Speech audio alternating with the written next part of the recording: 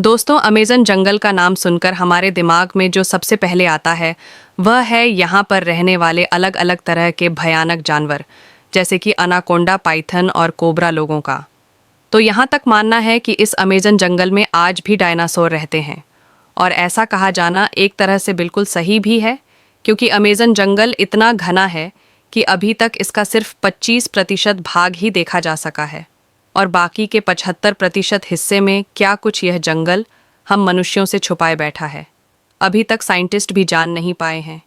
इस जंगल की विशालता का अंदाज़ा आप इस बात से लगा सकते हैं कि हर तीसरे दिन इस जंगल में एक नई खोज निकलकर सामने आती है। तो आज हम आपको इस वीडियो में अमेज़न जंगल के बारे में कुछ खास चीज़ें तो बताएंगे, साथ ही हम आपको यह भी बताएंगे इस जंगल का निर्माण कैसे हुआ था। तो वीडियो के अंत तक ज़रूर बने रहिएगा और वीडियो को एक लाइक ज़रूर कर दीजिएगा। दोस्तों, इस बात में कोई भी शक नहीं है कि दुनिया में सबसे ज़्यादा सुंदर और विचित्र प्रकार के जीव जंतु अमेज़न के जंगलों में ही पाए जाते हैं। इस जंगल के अंदर आकर ऐसा महसूस होता है जैसे हम किसी अलग ही दुनिया में आ गए हों। इस समय धरती का सबसे ज़्यादा घना जंगल अमेज़न ही है। इस जंगल में पाए जाने वाले एनाकोंडा बाकी देशों की तुलना में काफ़ी ज़्यादा बड़े होते हैं। इसके अलावा इस जंगल में प्राचीन वक्त के भयानक सांपों को देखे जाने का भी दावा किया जाता है, क्योंकि इस जंगल का क्लाइमेट बिल्कुल वैसा है जैसे कई लाख साल पहले धरती का हुआ करता था।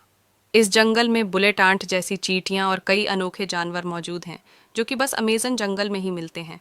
जैसे कि हमने आपको पहले ही बताया, अभी तक अमेज़न जंगल का आधे से कम एरिया ही देखा जा सका है और बाकी का 75% हिस्सा ऐसा है जहां आज तक इंसान नहीं पहुंच पाया है। क्योंकि यह इतना इतना ज़्यादा घना है, इसके अंदर जाना ही किसी जोखिम से कम नहीं है। और इतने अंदर तक टेक्नोलॉजिकल सामानों को लेकर जाना और भी ज़्यादा मुश्किल है। जैसा कि आपने जाना, इसका क्लाइमेट लाखों सालों पहले की पृथ्वी जैसा है। तो वैज्ञानिक भी इस जंगल के साथ ज़्यादा छेड़छाड़ करके इसको बर्बाद नहीं करना चाहते। अमेज़न जंगल के अंदर जानवरों के अलावा आदिवासियों की कई प्रजातियां भी निवास करती हैं। और इस जंगल के अंदर कई प्रजाति तो ऐसी भी है जिनके बारे में हमें अभी तक कुछ भी नहीं पता है। और अगर इस बढ़ते मॉडर्न टेक्नोलॉजिकल डेवलपमेंट के चलते यह अमेज़न जंगल नष्ट हो गया तो दुनिया के कई सारे जीव हमेशा के लिए विलुप्त हो जाएंगे। अमेज़न जंगल के बारे में आए दिन नई और अनोखी बातें सामने आती रहती हैं। अक्सर यहाँ पर कई तरह के एक्सपेरिमेंट और स्टडी चलती रहती है।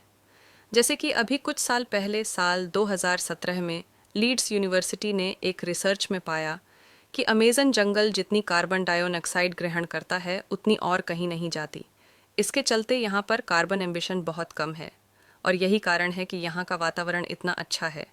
साइंटिस्ट कार्लोस नोबल अपनी रिसर्च में बताते हैं कि जिस तरह से अमेज़न जंगल को आज के समय काटा जा रहा है वह इस पृथ्वी के लिए बहुत ज़्यादा नुकसानदेह हो सकता है, क्योंकि यह जंगल पूरी दुनिया को 20 से अधिक साफ ऑक्सीजन प्रदान करता है। अमेज़न जंगल का क्षेत्रफल इतना बड़ा है कि यह 9 देशों की सीमाओं को छूता है, जिसमें से 60 पर ब्राज़ील, 13 पर पेरू, 10 पर कोलंबिया और बाकी का हिस्सा गोया, इक्वाडोर, वेनेजुएला, बोलीविया, सूरीनामा और फ्रेंच गुयाना तक फैला है। आप एक बात जानकर शॉकिंग होंगे कि जितने जानवर इस पूरी पृथ्वी में देखे जाते हैं उसके 1/3 जानवर अकेले अमेज़न जंगल में देखे जा सकते हैं। इस जंगल के पेड़ों की संख्या लगभग 4 अरब बताई जाती है, जिसमें 16,000 से ज़्यादा उनकी प्रजातियां हैं। दोस्तों, अन्य जंगल के कीड़ों की भी बहुत अधिक चर्चा की जाती है। कहा जाता है कि यहाँ जितनी तरह के कीड़े और जीव जंतु मिलते हैं उनमें से कुछ ही फीसद के बारे में साइंटिस्ट अभी तक पता लगा पाए हैं। यहाँ पर पाई जाने वाली बुलेट चींटियाँ कोई साधारण चींटियों जैसी नहीं है। कहा जाता है अगर यह किसी इंसान को डंक मारते तो बंदूक की गोली लगने जैसा महसूस होता है। देखने में भले ही यह नॉर्मल चींटियों की तरह छोटी ही है, लेकिन इनके डंक में बहुत ही खतरनाक जहर पाया जाता है। चींटियों के बाद यहाँ पर मकड़ियों की भी चर्चा बहुत अधिक होती है, क्योंकि यहाँ पर मकड़ियों की 3,000 से ज़्यादा प्रजातियाँ पाई जाती हैं, जिनमें से ज़्यादातर खतरनाक और जहरीली ही होती हैं। इस जंगल की रेंटला मकड़ी को सबसे ज़्यादा खतरनाक बताया जाता है। कहा जाता है यह मकड़ी अपने बालों को खतरनाक वेपन्स की तरह उपयोग करती है।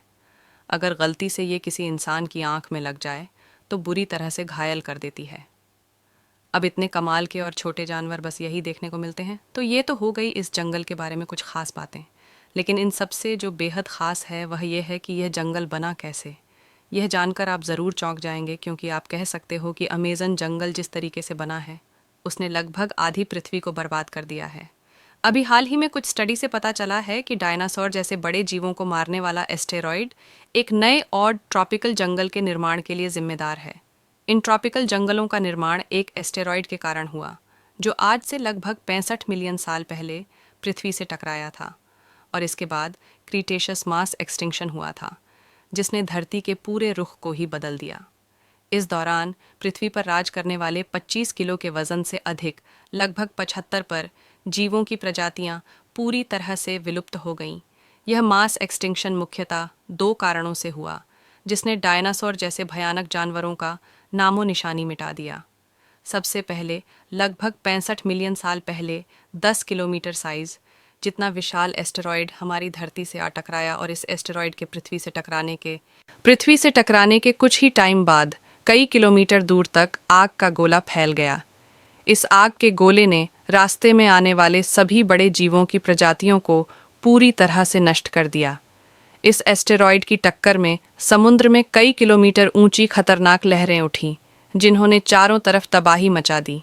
इस टक्कर के कारण निकली धूल कुछ ही वक्त में पूरे आसमान में फैल गई, जिसकी वजह से हमारी धरती का वायुमंडल काफ़ी वक्त के लिए धूल और गैस से ढका रहा, जिसके कारण सूरज से आने वाली प्रकाश की किरणें धरती की सतह पर नहीं पहुंची, जिसकी वजह से धरती का तापमान कई डिग्री सेल्सियस तक गिर गया।